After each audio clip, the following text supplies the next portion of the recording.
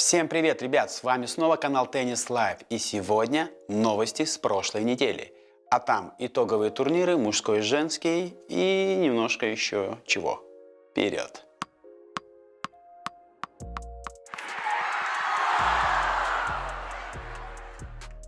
А начнем мы с итогового женского турнира. Он прошел в необычном месте под названием Гвадалахара. Интересное место на высоте 1500 метров над уровнем моря. И девочки, конечно, жаловались на такое место, на такие корты, но что делать? Группы в этом году были названы в честь древних мексиканских городов. Жеребьевка сложилась следующим образом. Группа Чичен-Ица, Арина Соболенко, Мария Сакари, Ига Швентек и Паула Бадоса. А группа Теотиуакан, Барбара Крейчикова, Каролина Плишкова, Гарбения Мугуруза и Аннет Кантавейт. Ну и необычные условия на этом турнире. Девочки уже сразу пожаловали, что это будет очень сложный турнир для них, и выиграет так, кто лучше сможет адаптироваться к необычным условиям. 1500 метров над уровнем моря, тяжело дышать, медленный корт достаточно и высокий отскок. В общем, девочкам было сложно. Арина Соболенко, не выйдя из группы, осталась на втором месте мирового рейтинга. Очень неплохо, можно и поотмечать. Мугуруза, Бадоса, Кантавейт и Сакари успешно преодолели групповой этап. В полуфинальных матчах Кантавейт одолела Сакари со счетом 6-1, 3-6, 6-3, а Мугуруза одолела свою соотечественницу Паулу Бадосу со счетом 6-3, 6-3. Ну и в финале итогово Мугуруза побеждает и забирает этот титул. Браво! Она одолела Кантавейт также и в групповом этапе. Испанка выиграла крупнейший титул на харде, 10-й в карьере. Поздравляем Мугурузу с отличным окончанием сезона. Она будет на 3-й позиции в мировом рейтинге. И подведем итоги женского тура 2021 года. Австралия Open, Наоми Осака. Ролан Гаррос, Барбара Крейчикова. Уимблдон, Эшли Барти. Олимпиада, Белинда Бенчич. US Open, Эмма Радукану. И WTA Finals, Гарбения Мугуруза. Отличный сезон, посмотрим, что нас ждет в 2022. Барбара Крейчикова и Катерина Синякова стали чемпионками парного разряда WTA Finals. В финале они обыграли пару Се Мертенс со счетом 6-3, 6-4. Шикарный сезон для девушек. Победа на Ролан Гаррос, золото Олимпиады и итоговый турнир. Плюс Крейчикова стала убийцей в одиночном разряде и выиграла Ролан Гаррос, а Синякова стала первой ракеткой мира в паре по итогам года. Молодцы, девочки! Ну и изюминка концовки 2021 года – это ATP Finals в Турине. Ну и лучшая восьмерка 2021 года. В зеленую группу попал Джокович, Циципас, Рублев, Рут, а в красную – Медведев, Зверев, Береттини и Хуркач. И начиналось все достаточно неплохо. Красивые фотографии, красивые парни, все в порядке. Да, не самый сильный состав восьмерки.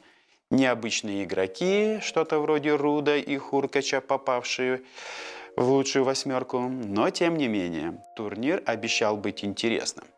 Все началось внезапно. Матео Береттини получил травму мышц живота во время матча и был вынужден сняться при счете 6-7, 0-1 против Зверева.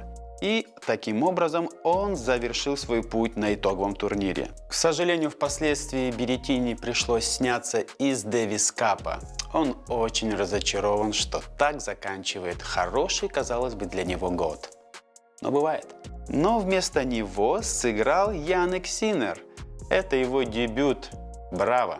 И, кстати, благодаря этой рокировке Береттини на Синнера впервые в жизни два итальянца окажутся в десятке к концу сезона. Браво, Береттини и Синнер! Италия на подъеме.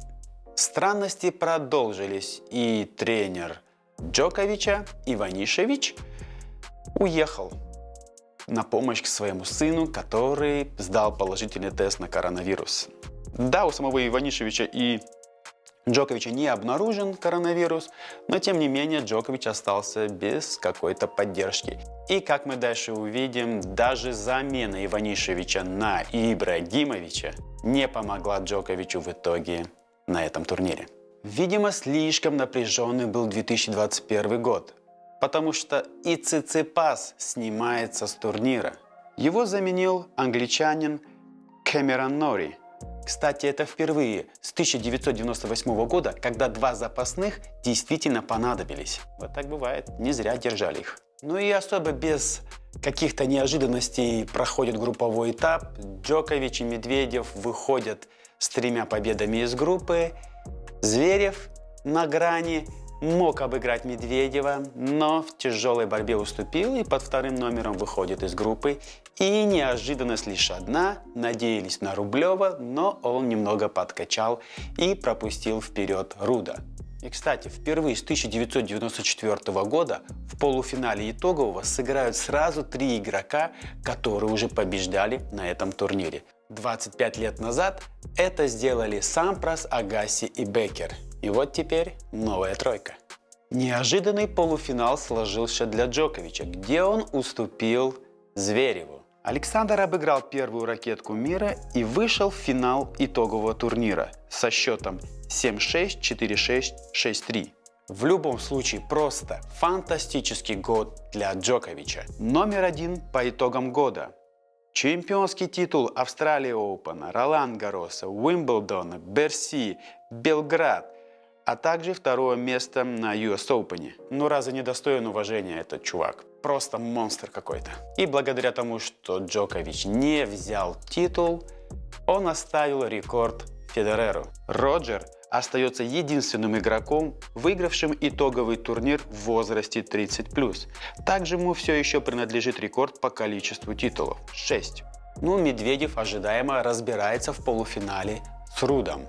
И нас ждет просто эпическая битва в финале. Чтобы вы понимали, к этому моменту Зверев 5-0 в финалах этого сезона. Медведев идет 5-0 против Зверева за последние 2 года. Оба одержали по 58 побед в этом сезоне. Медведев имеет 9-матчевую беспроигрышную серию на итоговом. Зверев, обыгравший Джоковича в полуфинале, может стать всего 4-м игроком в истории итогового, обыгравшим номера 1 и номера 2 рейтинга в финальных 2 раундах. Медведев может стать 3-м игроком в истории итогового, взявшим титул 2 года подряд в разных городах. Зверев может завоевать свой 6-й титул в этом году и стать лидером по этому показателю. И каков же итог? Александр Зверев становится чемпионом итогового турнира 2021 года. Браво! Саня красавчик! Ну и подведем итоги. Теперь у Зверева 2 титула ATP Finals. Это 18 год и 21, а также 6 титулов в этом сезоне. Что можно сказать про Медведева в этом сезоне? Это первый титул Большого шлема, дебют на 2-й строчке рейтинга, 3 ATP титула и, естественно, участие в финале ATP Finals. Отличный сезон для Мишки. Молодец. Ну и для тех, кого денежки интересуют, Медведев в этом сезоне заработал $7,5 миллионов. Богатый русский. Впервые с 2000 года 2 россиянина закончат сезон в 5. Тогда это был Марат Сафин и Евгений Кафельников. Марат был на 2-й, Евгений был на 5-й строчке. Сейчас же Даня на 2-й и Рублев на 5-й. История повторяется. Ну и если кому-то еще интересно, кто стал чемпионом в парном итоговом турнире, тогда французы Пьер-Юге Эрбер и Николя Маю в финале парных ATP Finals одолели американца Раджива Рама и британца Джо Селисбери. Ну и к остальным новостям. Что там с короной в общем? Австралия Open снова заявила и уже четко сказала: ничего, только вакцинация. Только такие игроки смогут попасть на турнир. В общем, становится интересно. Отказавшиеся игроки появляются с каждым днем. Тимураз Габашвили дисквалифицирован на 20 месяцев из-за нарушений антидопинговых правил. В образце мочи обнаружили фуросемид, запрещенный диуретик. Габашвили признал свою вину и согласился на дисквалификацию. Новый перформанс от Осака. Она стала ангелом Victoria's Secret. Вот уже как несколько месяцев она отдыхает от тенниса, а контракты все идут, идут и идут. Ну, на этом сегодня все. Надеюсь, вам понравился этот выпуск. Подписывайтесь на нас, ставьте колокольчики и лайки. И ждем вас в комментариях. Напишите, чего вам не хватает в этих выпусках, что вы хотели бы видеть. И вообще пишите почаще. Это приятно читать. А на этом все. Увидимся. Пока.